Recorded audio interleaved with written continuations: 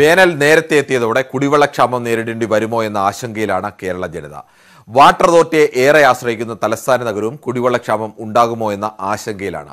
ഡാമുകളിൽ അടിഞ്ഞിരിക്കുന്ന എക്കൽ മാറ്റിയില്ലെങ്കിൽ ദൂരവ്യാപകമായി വലിയ ഭവിഷ്യത്തായിരിക്കും നേരിടേണ്ടി വരിക.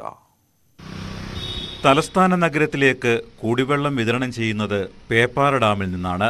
ഇപ്പോഴത്തെ കണക്കനുസരിച്ച് ഏകദേശം 120 ദിവസത്തേക്കുള്ള വെള്ളം പേപ്പാറയിലുണ്ട്.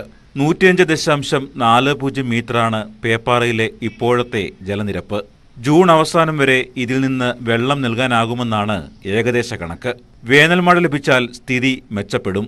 മാർച്ച്, ഏപ്രിൽ മാസങ്ങളിൽ വേനൽ കടുത്താൽ ജലനിരപ്പിൽ വലിയ കുറവുണ്ടാകും. അരുവിക്കരയിലെ 4 പ്ലാന്റുകളിൽ നിന്നാണ് തലസ്ഥാനത്തേക്ക് വെള്ളം ശുദ്ധീകരിച്ച് എത്തിക്കുന്നത്. ഇതിനായി പ്രതിദിനം ശരാശരി 340 മില്യൺ ലിറ്റർ വെള്ളമാണ് വേണ്ടത്.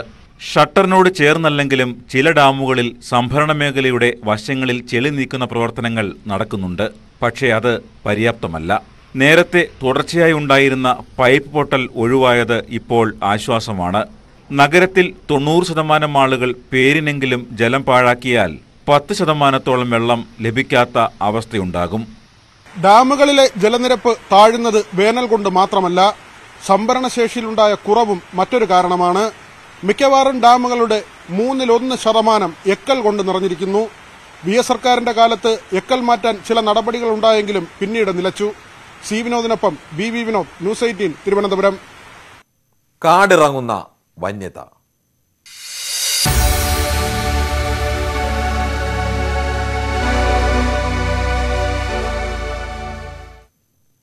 ഇടുക്കിയിൽ അരിക്കൊമ്പന്റെ ആക്രമണത്തിൽ 2 വീടുകൾ തകർന്നു. ശാന്തൻപാറ ചൂണ്ടൽ സ്വദേശികളായ അറുമുഖൻ, മാരിമുത്തു എന്നിവരുടെ വീടുകളാണ് അരിക്കൊമ്പൻ തകർത്തത്. പുലർച്ചെ 1 മണിയോടെയാണ് മാരിമുത്തുവിന്റെയും അറുമുഖന്റെയും വീടുകൾക്ക് നേരെ ആനയുടെ ആക്രമണമുണ്ടായത്. 2 വീടുകളും ഭാഗികമായി തകർന്നു. ആനയെത്തിയപ്പോൾ വീടുകളിൽ ആളുകൾ ഇല്ലാതിരുന്നതിനാൽ വൻ ദുരന്തം ഒഴിവായി. രാത്രി 1:30 മണിക്ക് വന്ന് ഇത് വീടൊക്കെ ഇടിച്ചു പോയിട്ട് രാവിലെ വിളിച്ച് പറഞ്ഞാണ് എൻ്റെ അടുത്ത്. ഞാൻ പണിയല്ല താമസിക്കുന്നത്, ചേട്ടൻ ഇവിടെ ഇല്ല, ചേട്ടൻ നാട്ടിൽ പോയി. ഇതുവരെയ്ക്ക് വന്നില്ല. ചേട്ടൻ ഏற்கனவே അറ്റാക്ക് പേച്ചണ്ട, എന്തെങ്കിലും ഈ വീട് ഒന്ന് ശരിയാക്കി കൊടുക്കാനായിട്ട്. രാവിലെ 6 വരെ അരിക്കൊമ്പൻ മേഖലയിൽ തുടർന്നു. പടക്കം പൊട്ടിച്ചും ബഹളം വെച്ചുമാണ് നാട്ടുകാർ ആനയെ തുരത്തിയത്. കഴിഞ്ഞ ദിവസങ്ങളിൽ 301 കോളനി, ആനയിറങ്കൽ, ചിന്നക്കനാൽ മേഖലകളിൽ കാട്ടാന നാശം വിതച്ചിരുന്നു. അപകടകാരിയായ അരിക്കൊമ്പനെ മയക്കുവെടി വെച്ച് പിടികൂടാൻ കഴിഞ്ഞ ദിവസം ചീഫ് വൈൽഡ് ലൈഫ് വാർഡൻ ഉത്തരവിട്ടിരുന്നു. ഇതിനുള്ള നടപടികൾ പുരോഗമിക്കുകയാണ്. മയക്കുവെടി വെച്ച് പിടികൂടി കൂട്ടിൽ അയക്കുകയോ ഉൾക്കാട്ടിൽ തുറന്നുവിടുകയോ GSM കോളർ ഘടിപ്പിച്ച് നിരീക്ഷിക്കുകയോ ചെയ്യാനാണ് ചീഫ് വൈൽഡ് ലൈഫ് വാർഡന്റെ ഉത്തരവ്. അതിനിടെ മൂന്നാറിൽ ജനവാസ മേഖലയിൽ പടയപ്പ എന്ന കാട്ടാനയും ഇറങ്ങി.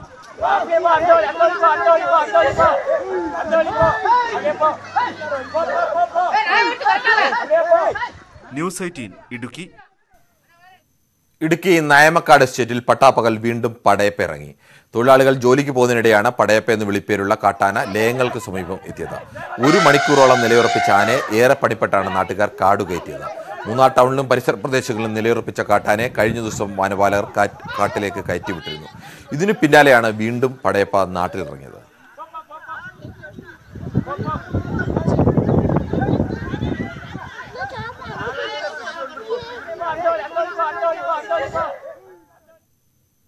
പാലക്കാട് തേനീച്ചയുടെ കുത്തേറ്റ് മരണം. കരിമ്പനയിലാണ് തേനീച്ചയുടെ കുത്തേറ്റ് ടാപ്പിംഗ് തൊഴിലാളി മരിച്ചത്. കരിമ്പ ഇടക്കുറിശി തമ്പുരാൻ ചോലയിൽ PK രാജപ്പനാണ് മരിച്ചത്. ഇന്നലെ രാവിലെ 7:00 മരുതുങ്കാട് തേന്മല എസ്റ്റേറ്റിലായിരുന്നു സംഭവമുണ്ടായത്. കാഴ്ചയുടെ വസന്തപുരക്കി തമിഴ്നാട്ടിലെ മുന്തിരിത്തോപ്പുകൾ. വിളവെടുപ്പ് കഴിയാറായെങ്കിലും സഞ്ചാരികളുടെ വലിയ തിരക്കാണ്.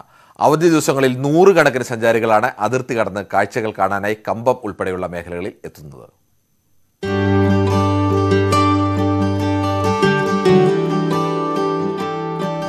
വിളവെടുപ്പ് സീസൺ കഴിയാറായെങ്കിലും തമിഴ്നാട്ടിലെ തേനിയിൽ മുന്തിരിത്തോപ്പുകളിൽ സഞ്ചാരികളുടെ തിരക്കാണ്. കമ്പം, പെരിയകുളം, ചുരുളിപ്പെട്ടി തുടങ്ങിയ സ്ഥലങ്ങളിലാണ് സഞ്ചാരികളുടെ മനസ്സുമയക്കുന്ന മുന്തിരിപ്പാടങ്ങൾ ഉള്ളത്. പുറത്ത് കനത്ത ചൂടാണെങ്കിലും കൃത്യമായ നനയും തണുപ്പുമുള്ളതിനാൽ മുന്തിരിത്തോട്ടങ്ങളിൽ എപ്പോഴും തണുപ്പുള്ള കാലാവസ്ഥയായിരിക്കും.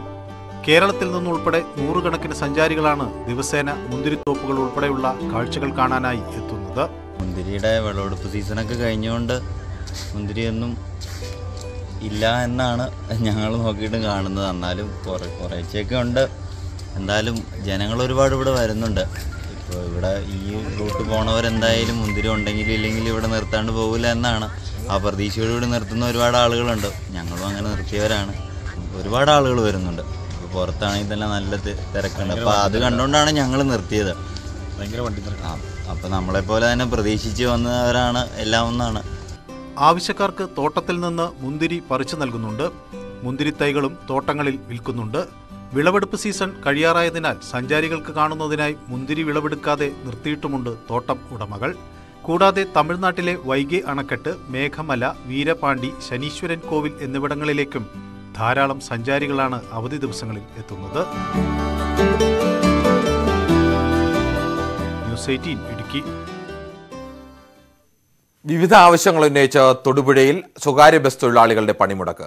Private bus workers union CA2 ആണ് പണിമുടക്ക് നടത്തുന്നത്. റണ്ണിംഗ് സമയത്തിലെ അപാകതകൾ പരിഹരിക്കുക, KSRTC ബസ്സുകൾ സമയകൃത്യത പാലിക്കുക, 140 കിലോമീറ്റർ കൂടുതലുള്ള സ്വകാര്യ ബസ്സുകളുടെ റൂട്ടുകൾ റദ്ദു ചെയ്യാനുള്ള തീരുമാനം പിൻവലിക്കുക എന്നീ ആവശ്യങ്ങൾ ഉയർത്തിയാണ് പണിമുടക്ക് നടത്തുന്നത്. ഉത്രാളിക്കാവ് പൂരത്തിന് മുന്നോടിയായി പറപ്പുറപ്പാട് നടന്നു. മേളത്തിന്റെ അകമ്പടിയിലായിരുന്നു പറ പുറപ്പെട്ടത്.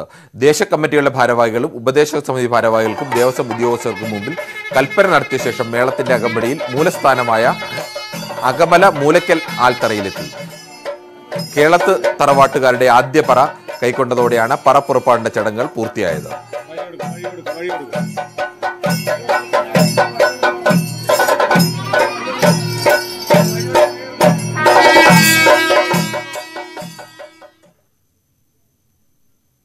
ഏലം വിലയിൽ ഉണർവുണ്ടായെങ്കിലും ഇതിന്റെ ഗുണം കർഷകർ കിട്ടുന്നില്ലെന്നാണ് പരാതി.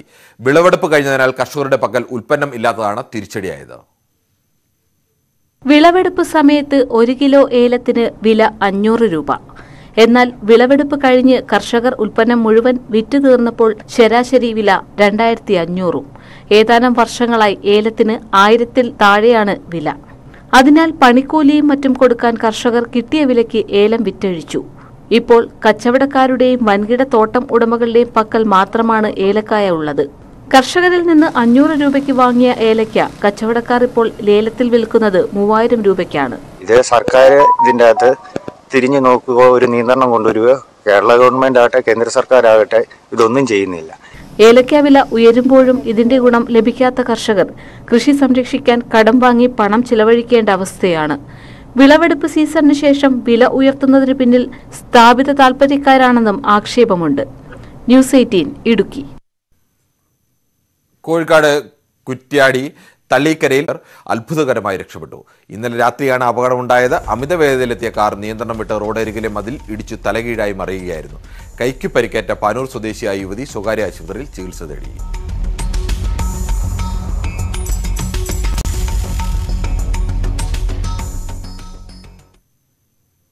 കൊട്ടാരക്കര തൃക്കണ്ണമംഗലിൽ പ്രവർത്തിക്കുന്ന മുനിസിപ്പൽ സഹകരണ ബാങ്കിൽ അനധികൃത നിയമന നീക്കം നടക്കുന്നതായി ആരോപണം. 23-ന് നടത്താൻ തീരുമാനിച്ചിരുന്ന നിയമന നടപടികൾ നിർത്തിവെച്ചില്ലെങ്കിൽ ഹൈക്കോടതിയെ സമീപിക്കാനാണ് BJPയുടെ നീക്കം. നഷ്ടത്തിലുള്ള സഹകരണ സംഘങ്ങളിൽ നിയമനങ്ങൾ നടത്തരുതെന്ന കോടതി വിധി നിലനിൽക്കെയാണ് ബാധ്യതയുള്ള കൊട്ടാരക്കര മുനിസിപ്പൽ സഹകരണ ബാങ്കിലും അനധികൃത നിയമനങ്ങൾ നടത്തുന്നതായി ആരോപണമുയർന്നിരിക്കുന്നത്. 1.5 കോടി രൂപ നഷ്ടത്തിലുള്ള ബാങ്കിൽ ജീവനക്കാർ അധികമാണെന്നും പാർട്ടി പത്രത്തിൽ മാത്രം പരസ്യം നൽകി വീണ്ടും നിയമനങ്ങൾ നടത്താനുള്ള നീക്കം തടയുമെന്നും BJP പറഞ്ഞു. നമുക്ക് 14 സ്റ്റാഫുകളെയാണ് നിയമിക്കാനുള്ള ചട്ടമുള്ളത്. നിലവിൽ തന്നെ അവിടെ 15 സ്റ്റാഫുകളാണ് നിലവിലുള്ളത്. അത് വ്യക്തമായി ഇവിടെ എഴുതിയിട്ടുണ്ട്. 15 സ്റ്റാഫുകളാണ് നിലവിലുള്ളത്. അപ്പോൾ നിലവിൽ തന്നെ നിയമം ലംഘിച്ചുകൊണ്ടാണ് അവിടെ എടുത്തിരിക്കുന്നത്. അത് കൂടാതെയാണ് ഇപ്പോൾ നിലവിൽ 2 പേരെ അവിടെ ആൾറെഡി അപ്പോയിന്റ്മെന്റ് ചെയ്തിട്ടുണ്ട്.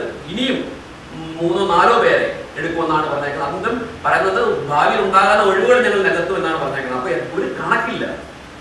ഇത്രയും നഷ്ടത്തിൽ പോകുന്ന ബാങ്കില് ഈ തരത്തിൽ നിയമനങ്ങൾ നടത്തിയാൽ ഈ നഷ്ടം ആര് സഹിക്കും? മുമ്പും രാഷ്ട്രീയ നിയമനങ്ങളുടെ പേരിൽ ബാങ്കിനെതിരെ പ്രതിഷേധങ്ങൾ ഉയർന്നിരുന്നു. 14 ജീവനക്കാർ മാത്രം അനുവദനീയമായ ബാങ്കിൽ 15 പേരാണ് ജോലി ചെയ്യുന്നത്.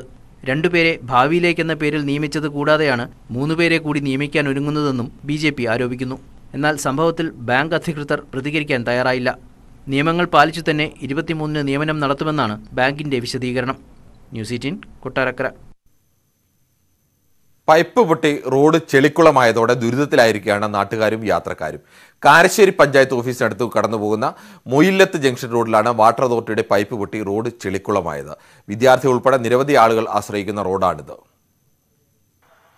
കാരശ്ശേരി പഞ്ചായത്ത് ഓഫീസിനടുത്ത് നിന്ന് മോയില്ലത്ത് ജംഗ്ഷൻ വരെ പോകുന്ന റോഡിലെ പുളിച്ചുമാവിൻ ചുവട്ടിലാണ് പൈപ്പ് പൊട്ടി റോഡ് കുളമായത്. ജൽജീവൻ മിഷൻ പദ്ധതിയുടെ പൈപ്പ് സ്ഥാപിക്കാനായി കുഴിയെടുത്തതാണ് നിലവിലെ പ്രതിസന്ധിക്ക് കാരണം. ഇതോടെ പ്രദേശത്തെ റേഷൻ കടയിലേക്കോ തൊട്ടടുത്ത പള്ളിയിലേക്കോ മദ്രസയിലേക്കോ വിദ്യാർത്ഥികൾക്കുൾപ്പെടെ എത്തിപ്പെടാൻ കഴിയുന്നില്ല. റോഡിലൂടെ ഒഴുകിയെത്തുന്ന വെള്ളം കെട്ടിക്കിടക്കുന്ന അവസ്ഥയാണ്. കരാർ കമ്പനിയെ വിവരം അറിയിച്ചിട്ടും ഒരു നടപടിയും ഉണ്ടായില്ലെന്ന് നാട്ടുകാർ ആരോപിക്കുന്നു. ഒരു തർത്തീവില്ലാത്ത പരിപാടികളാണ് കംപ്ലീറ്റ് അവർ ചെയ്തുകൊണ്ടിരിക്കുന്നത്. അപ്പോൾ നമ്മുടെ ഇവിടെ പള്ളിയുണ്ട്, മദ്രസ, റേഷൻ ഷോപ്പ് എല്ലാം. ഇപ്പോൾ നിങ്ങൾ ഈ കാണുന്ന ഇത് തന്നെ റോഡ് കംപ്ലീറ്റ് ചളിയായിട്ട് കുട്ടികൾക്ക് സ്കൂളിൽ പോകാൻ യാത്രക്കാർക്ക് എല്ലാം ബുദ്ധിമുട്ടാണ്. അപ്പോൾ അതിനൊരു നടപടി 3-4 പ്രാവശ്യം നമ്മൾ അവരോട് കംപ്ലയിൻറ്റ് ചെയ്ത് പറഞ്ഞു. പക്ഷേ അവരതിൽ ഒരു കാര്യക്ഷമത കാണിക്കുന്നില്ല. ആനയാംകുന്ന് ഹയർ സെക്കൻഡറി സ്കൂളിലേക്കുൾപ്പെടെ എളുപ്പത്തിൽ എത്തിച്ചേരാൻ കഴിയുന്ന വഴിയാണിത്. കാൽനടയായി പോലും യാത്ര ചെയ്യാൻ കഴിയാത്ത അവസ്ഥയിലാണ് പ്രദേശവാസികൾ. അധികൃതർ ഇടപെട്ട് റോഡ് ഗതാഗത യോഗ്യമാക്കണമെന്നാണ് ആവശ്യം. ന്യൂസ് 18 മുക്കം. വേണ്ടത്ര ജീവനക്കാരില്ലാത്തതിനാൽ പീരുമേട്ടിൽ പട്ടയ വിതരണ നടപടികൾക്ക് തടസ്സം നേരിടുന്നതായി പരാതി. പീരുമേട് താലൂക്കിൽ 9 പഞ്ചായത്തുകളിൽ നിന്നുള്ള 2000-ലധികം അപേക്ഷകരാണ് പട്ടയത്തിന് അപേക്ഷ നൽകി കാത്തിരിക്കുന്നത്.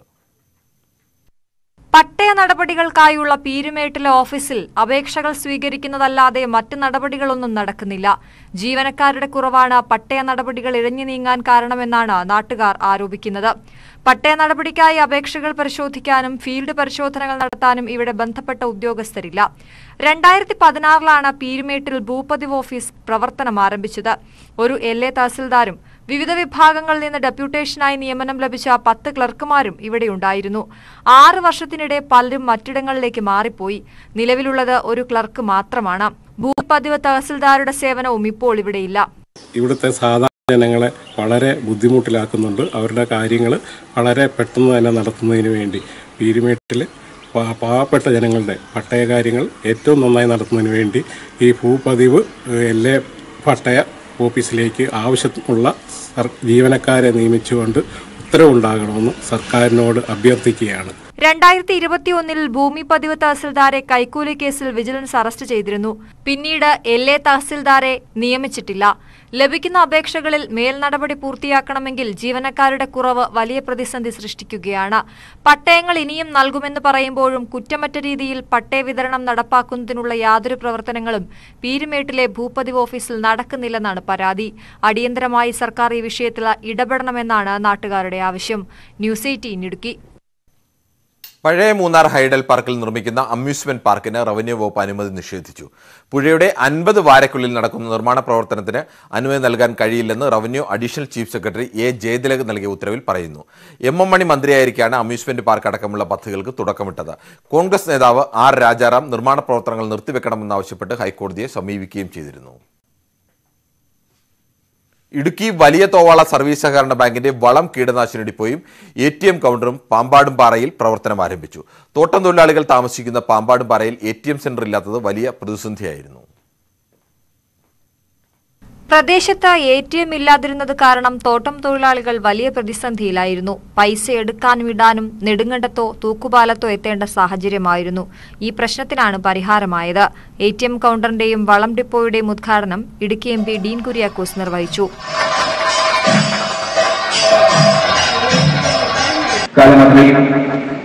മാർഗത്തിലൂടെ പ്രസ്ഥാനത്തെ വഴിനയിച്ച ആളുകൾ ബാങ്ക് ഭരണസമിതി അംഗങ്ങൾ അവരെല്ലാവരും ആ തരത്തിൽ ഈ നേട്ടങ്ങൾക്ക് നേരാവകാശങ്ങളാണ്.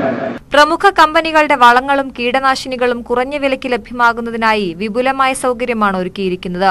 ബാങ്ക് പ്രസിഡന്റ് ഇബ്രാഹിംകുട്ടി കലാർ അധ്യക്ഷത വഹിച്ച യോഗത്തിൽ കഴിഞ്ഞ വർഷത്തെ ലാഭവിഹിത വിതരണം Udumbanchola assistant registrar U Abdul റഷീദും റിസ്ക് ഫണ്ട് വിതരണം ബ്ലോക്ക് പഞ്ചായത്ത് അംഗം ബേബിച്ചൻ ചിന്താർമണിയും നിർവഹിച്ചു.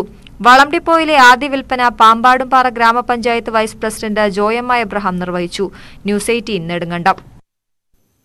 മാവോയിസ്റ്റ് സാന്നിധ്യത്തിന്റെ പശ്ചാത്തലത്തിൽ കേരളം, കർണാടക, തമിഴ്നാട് സംസ്ഥാനങ്ങളിലെ ഉന്നത ഉദ്യോഗസ്ഥരുടെ യോഗം പന്തല്ലൂരിൽ ചേർന്നു. ചെക്ക് പോസ്റ്റുകളിൽ പരിശോധന കർശനമാക്കാനാണ് തീരുമാനം. വനമേഖലയിൽ താമസിക്കുന്ന ആദിവാസികളെ സ്വാധീനിച്ചാണ് മാവോയിസ്റ്റ് പ്രവർത്തനം നടക്കുന്നതെന്നും ഇക്കാര്യത്തിൽ കൂടുതൽ ജാഗ്രത വേണമെന്നും നീലഗിരി SP പ്രഭാകരൻ പറഞ്ഞു. இதோட நோக்கம் என்னன்னா மாவோயிஸ்ட் எங்கேயுமே வந்து இருக்கக்கூடாது. நம்ம தமிழ்நாட்டில் எப்பயுமே கிடையாது. பட் கேரளாவில் அங்கே 1-2 வந்து இருந்துகிட்டு இருக்கனால அதையும் முற்றிலுமாக ஒழிக்கப்பட வேண்டும் என்பதற்காக ட்ரை ஜங்ஷன் ஏரியாவில் வந்து இன்றைக்கி மீட்டிங் போட்டு மாவோயிஸ்ட் சம்மந்தமாக வந்து இன்ஃபர்மேஷன் வந்து ஷேர் பண்ணிக்கிறோம். அது சம்மந்தமாக வந்து உடனடியாக தகவல் பரிமாறப்படுவதனால் நடவடிக்கை எடுக்கப்பட்டு அவங்களுடைய மூவ்மெண்ட் வந்து தடுக்கப்பட்டுள்ளது. கடந்த காலங்களில் பார்த்தா வந்து கேரளாவில் வந்து மாவோயிஸ்ட் நடமாட்டம் அதிகமாக இருந்தது. படிப்படிப்பாக குறைஞ்சி வந்து இப்போ வந்து 2 அலுவலகங்கள் வந்திருக்குது. அதுக்கு வந்து தமிழ்நாடோட ஒத்துழைப்பு வந்து கேரள மாநிலத்துக்கு அதிகமாக இருப்பதனால் இந்த மாவோயிஸ்டோட நடமாட்டம் வந்து குறைக்கப்பட்டுள்ளது. இப்போ கர்நாடகாவில் வந்து சட்டமன்ற தேர்தல் நடைபெற இருப்பதால் அது சம்பந்தமாக பேசப்பட்டு செக் போஸ்റ്റുகள் பலப்படுத்தப்பட்டுள்ளது. 60-ലും 15-ന്റെ ചുരുറുകോടെ ഇടുക്കി രാമക്കൽമേട്ടിൽ 60 പേർ ഒത്തുചേർന്നു. Nedumkandam Kallar government higher secondary സ്കൂളിലെ 1979 ബാച്ച് കൗമാരക്കാരുടേതാണ് ഈ അപൂർവമായ ഒത്തുചേരൽ.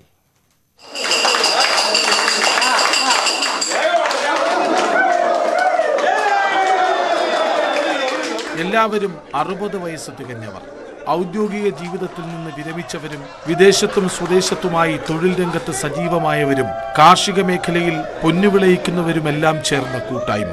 Nedumkandam Kallar government higher secondary സ്കൂളിലെ 1979 SSLC ബാച്ചാണ് വർഷങ്ങൾക്ക് ശേഷം വീണ്ടും ഒത്തുകൂടിയത്. സ്കൂൾ കാലഘട്ടം ഓർത്തെടുക്കുന്നതിനൊപ്പം 60-ാം പിറന്നാൾ ഒരുമിച്ചാഘോഷിക്കാൻ സഹപാഠികൾ തീരുമാനിക്കുകയായിരുന്നു.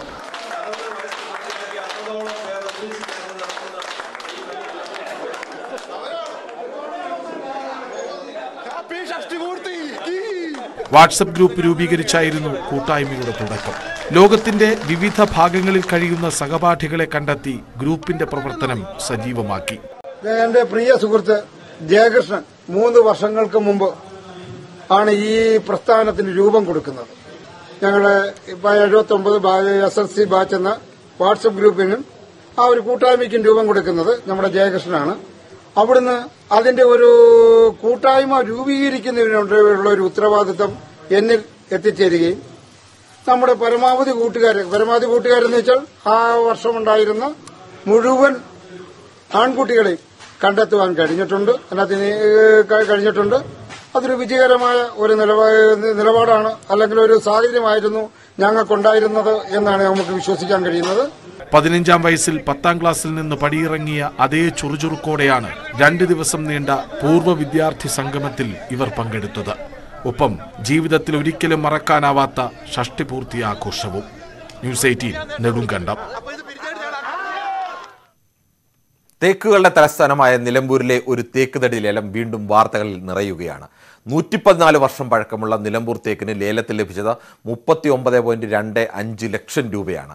വനം വകുപ്പിന്റെ ചരിത്രത്തിലെ റെക്കോർഡ് വിലയാണിത്.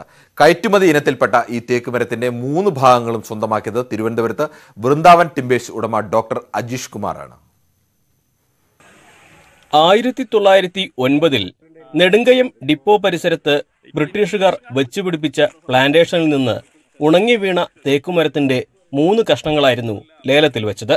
കഴിഞ്ഞ 10-ന് നെടുങ്കയം ഡിപ്പോയിൽ നടന്ന ലേലം ചരിത്രത്തിൽ ഇടം പിടിച്ചത് തേക്കിന്റെ വില കൊണ്ടാണ്. തേക്കിന്റെ 3 കഷ്ണങ്ങൾ കൂട്ടി 8 ഘനമീറ്ററോളം വരും. കയറ്റുമതി ഇനത്തിൽപ്പെട്ട 3 തേക്ക് കഷ്ണങ്ങളും ഈ ലേലത്തിലൂടെ സ്വന്തമാക്കിയത് തിരുവനന്തപുരം സ്വദേശിയായ ഡോക്ടർ അജീഷ് കുമാറാണ്. ഒരു കഷ്ണത്തിൽ നിന്ന് മാത്രം 23 ലക്ഷം രൂപയാണ് സർക്കാരിന് 27% നികുതി ഉൾപ്പെടെ ലഭിച്ചത്. മറ്റ് 2 കഷ്ണങ്ങളിൽ ഒന്നിന് 5.2 ലക്ഷവും രണ്ടാമത്തെ കഷ്ണത്തിന് 11 ലക്ഷവും ലഭിച്ചു. ഉണങ്ങി വീണ ഒരു തേക്ക് സർക്കാർ ഖജനാവിലേക്ക് നൽകിയത് 39.25 ലക്ഷം രൂപ. ഉയർന്ന വില കിട്ടുമെന്ന് കണക്കാക്കിയിരുന്നെങ്കിലും ഇത്രയും പ്രതീക്ഷിച്ചിരുന്നില്ലെന്ന് അധികൃതർ തന്നെ പറയുന്നു. എല്ലാം കൊണ്ടും നല്ലൊരു മരത്തിന് അതിന് ഏറ്റവും നല്ല വില തന്നെ കിട്ടുകയുണ്ടായി. അത് നമുക്ക് വളരെ സന്തോഷമുള്ള കാര്യമാണ്. നിലമ്പൂർ തേക്കിന് ഒരു നല്ല ഒരു പ്രൗഢി ആ ഒരു വിലയോടുകൂടി തന്നെ നമുക്ക് ലഭ്യമായി എന്നുള്ളതാണ് വലിയ കാര്യം. നെടുങ്കയം ഡിപ്പോയിലെത്തി അജീഷ് കുമാർ തേക്ക് തടികൾ ലോറിയിൽ കയറ്റി തിരുവനന്തപുരത്തേക്ക് കൊണ്ടുപോയി. റെക്കോർഡ് വില ലഭിച്ച തേക്ക് തടി ലോറിയിൽ കയറ്റുന്നത് കാണാൻ തന്നെ നിരവധി പേരായിരുന്നു എത്തിയത്.